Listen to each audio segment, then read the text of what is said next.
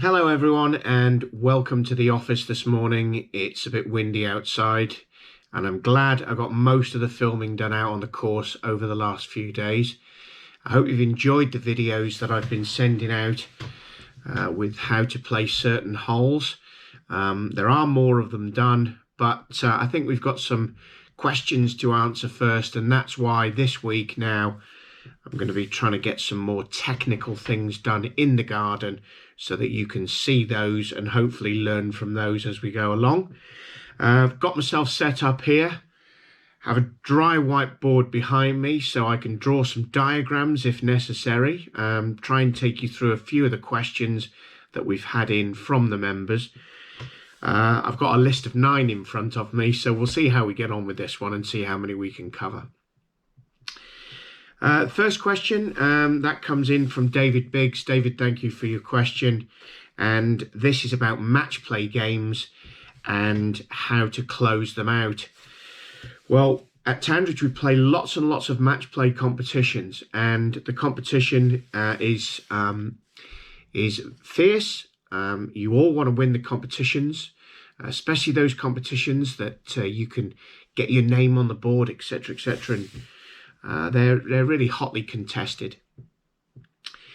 Some people will be better at match play than others, and it's having the ability to remain cool in those pressure situations towards the end of the matches, whether you're actually trying to recover to get back to all square, or whether you're actually trying to close the match out from a winning position. So it's always easier to chase, and that's because you're feeling a lot less pressure, and we see this in tournaments around the world. So the player who is leading the tournament with a few holes to go, he has everything to lose, and you would do in the same match play situation. You're in front, few holes to go, you may be 1 or 2 up. How do you close that match out? Well, what I would say there is the successful tour players, they've all had experience of losing before they've had experience of winning. So we take those losses with us, we learn from our mistakes, and we try to eradicate those mistakes as we're going along. But what the tour players can do is they can break their holes down into the certain shots that they're playing. So you may have heard the terminology, play one shot at a time. And I think it's very important for you to really understand what that actually means. So the best thing to do is to actually break a certain shot down and play some kind of a game with yourself on how successful you were with that one shot only. So let's say, for instance, you're 1 up, you're standing on the 17th hole, it's your honour. The only thing you can do in that situation is to play the next shot to the best of your ability. You can't be thinking ahead to the 18th now. You can't be thinking ahead to what's going on the green. You have to be present, thinking about the now, and that is the shot that you're about to play. So with those shots that you're about to play, what you must do is to format what would be a successful result, the best possible outcome of that shot. Is it a shot now from the white tees that you strike successfully, the ball goes in a straight line towards the right-hand bunker, pitches on the right-hand side of the fairway and goes into the centre of the fairway? And if you break that shot down into how successfully you can play it, you may actually start to worry a lot less about what the outcome of the game may be. The next shot now from the centre of the fairway, you then play the game again. This is what we call playing one shot at a time. How successfully can you now play that shot? If you play that shot as successfully as you possibly can, you play the hole as successfully as you can do no more. You can do no more than that. But the one thing that you haven't done is you haven't beaten yourself. I think that's probably the best way for me to explain how to close these matches out. Yes, you have to learn to keep a cool head, But if you play one shot at a time, then you're generally going to find yourself in a situation where you'll win most of those games instead of losing them or getting back to all square and having to go down the 19th, where the pressure increases even further. Hope that's answered your question, David. And we'll move on now to our next question, which is the most common mistakes that amateurs make on the course. Well, so the most common mistakes that amateurs make on the course. Now, there's an interesting question, and I suppose there could be many, because we don't all play the game the same. Some of you are fantastic at driving a golf ball, others are fantastic at hitting iron shots, others have fantastic short games, and it's finding the combination between all of those that makes you an all-round player.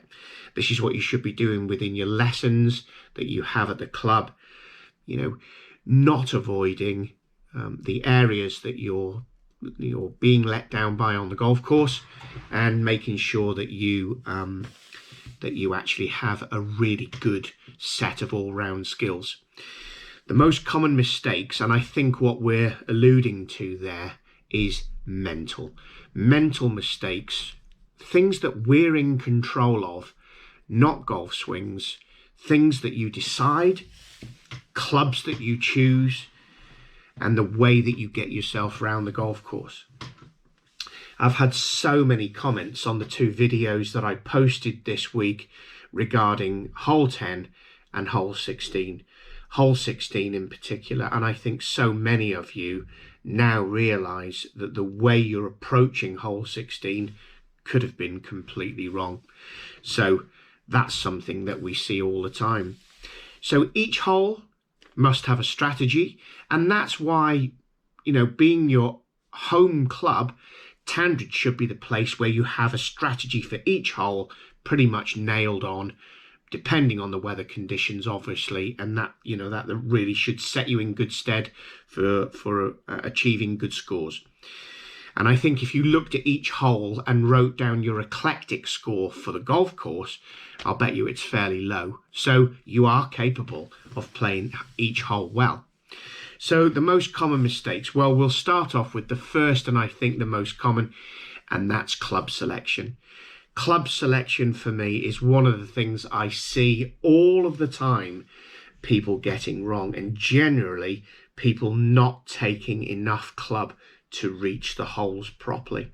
So understanding your distances, this is something that you can learn from the driving range, hitting shots, making sure that you know how far each club goes, making sure that you know how weather factors stop you from hitting the ball certain distances or aid you hitting the ball even further. So let's say, for instance, on a par 3, what will get you to reach the landing spot that's required in against the wind conditions, or vice versa, downwind, how would that club change? It could change absolutely massively. So learning to understand where the ball lands, I think, is one of the crucial things, and it's the biggest mistake I see people make. It's all very well landing the ball by the pin, but is that where you were supposed to land the ball for that shot? You've seen me this week with my laser, and when you get good using your yardages, GPS or a laser, yes, I may be lasering the pin for a yardage, but then from that yardage, I can work out where I want my ball to land. And that's the crucial thing for the conditions. I think sometimes I see people on the course, they think they're superhuman, hit the ball a lot further, or they think they hit the ball a lot further than they do. And they take clubs that just don't get anywhere near where they should. And I think that's something that we could all really, really consider. The second and most common mistake at Tandridge in particular is where we miss certain shots. And this is where we have to be really, really careful. It would be nice to hit the perfect shot every time, but unfortunately we don't.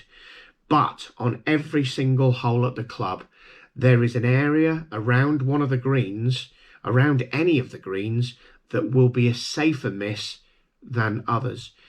I did a video this week on hole 7 about how to pitch into hole 7 green, and the general feeling there was to make sure that we pitch the ball into the middle of hole 7 green, because missing it right or left makes it really difficult to get up and down. But how many of us think about really doing that? Where do you want to hit your ball? Where to miss? Where not to miss? Learning from your mistakes on the golf course, these are things that we carry along with us as we're going along. And all I would say to you is this: for every single round you play, learn one thing and take that away with you for next time. So I think the most common mistakes I see: 1, club selection, absolutely massive. But 2, thinking about where a safe leave would be if you're not going to hit the perfect shot. So instead of aiming at a flag, you may aim a little bit to the right or a little bit to the left, because the left side or the right side will be the place that you can get up and down from. Those are the couple of most common mistakes that I'm sharing with you today. We'll move on to question number 3. Practice drills for the short game. What are they? What are the best practice drills you can do to improve your short game? Well, we're on to that third question now. Best practice drills for a short game. And I think obviously there are lots and lots and lots of those. And it really depends on where you are in terms of the standard of your short game. And we're talking chipping now, chipping or pitching, let's say. We can come on to putting shortly, but I think from a chipping and pitching perspective, let's take it for granted that you can actually make decent contact with the golf ball, and hit it in a fairly straight line, because we're not trying to hit the ball too far.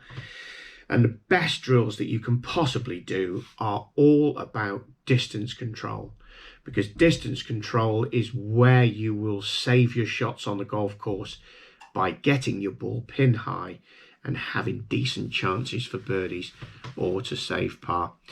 In the garden, I have an umbrella. I'll open the umbrella up and I can put the spike of the umbrella into the ground and then pitch balls into the umbrella. I pitch balls into the umbrella, but I change the yardages all the time. And one of the drills I'll do is to make sure that I pitch 5 balls in a row into the umbrella before I then move that umbrella to a different yardage. Many of you have sent me videos this week of pitching in a garden. They've all been fantastic. I've seen you pitching into buckets and all sorts of different things, and they're absolutely superb. An umbrella is actually quite a big target when you think about the accuracy that you're trying to get from 10, 20 yards. So fairly easy to do. The bucket drills that lots of you have shown me, they're actually really, really difficult to do. And one video that I was sent this week was quite a long competition between a husband and wife.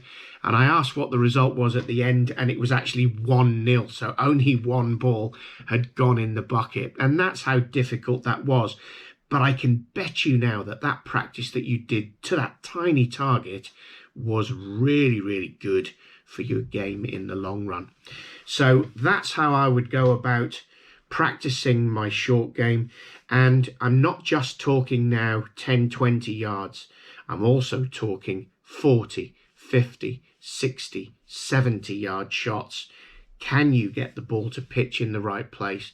It's all about taking your umbrella down to the short game area or in the garden at the moment and practicing those different distances. You could practice them with different clubs as well, because they're obviously going to give you different forms of trajectory, how the ball travels in the air. Does it go high? Does it go lower? So check that drill out, take out the umbrella, put it in the garden, and let's see how you get on with those different distances.